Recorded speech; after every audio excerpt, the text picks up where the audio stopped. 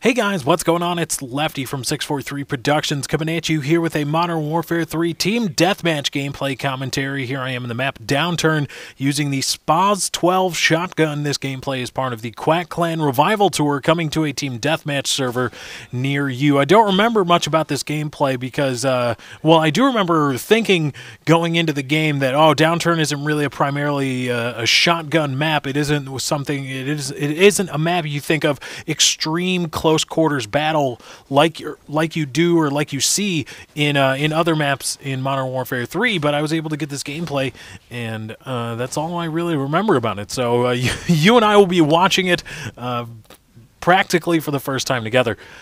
But I want to talk with you guys about dedicated servers. I did a video at the very launch of Modern Warfare 3 about how Call of Duty moving to dedicated servers is a necessity, and that we as a community in the Call of Duty community and YouTube community need to stand up and really come together to create a united front to tell Infinity Ward and Treyarch and Activision that we want dedicated servers, and what's more, we deserve dedicated servers, and we are aware that this game makes enough money to foot the bill, more than enough money to foot the bill for dedicated servers. Now, the rhetoric that has come from Activision whenever something like this has been broached, whenever the topic has been brought up, the rhetoric from Activision, whether they be representatives of the company specifically or underlings of the company a la Infinity Ward or Treyarch, the thing they always say is there's not enough money. They would cost too much. There's way too many players to necessitate or make viable dedicated servers, meaning we would have to create so much server space and rent out so many servers or buy so many servers that it just couldn't happen in Call of Duty because it would cost way more than the product is worth.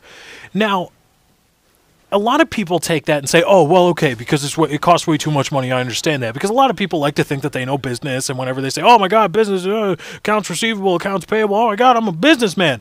No, well, you're really not. And the thing you have to also understand is that Activision, it is in Activision's best interests. It is in their best interest to say it's not enough, or it costs too much money. Dedicated servers would cost too much money.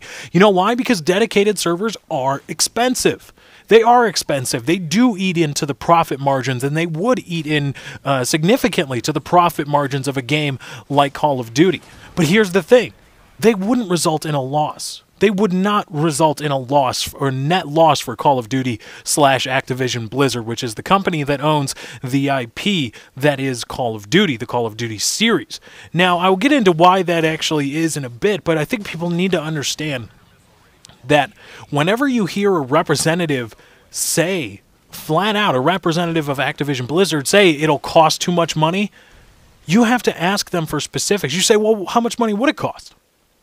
Because here's the thing, a lot of people they just take it at face value. They think, oh, well, Activision's thought about it, they've tried to do it, but it just isn't really feasible because it costs too much money. Well, if they've thought about it and tried implementing it in small stages, if they just want proof of concept, they have investigated it and they would know the values. You have to ask the Activision representative, say, oh, well, how much would it cost? What is the net loss to you guys? How does that eat into your profit margins? And why isn't it feasible? But nobody does that. They just gotta say, oh, okay, well, yeah, okay, well, it costs too much money.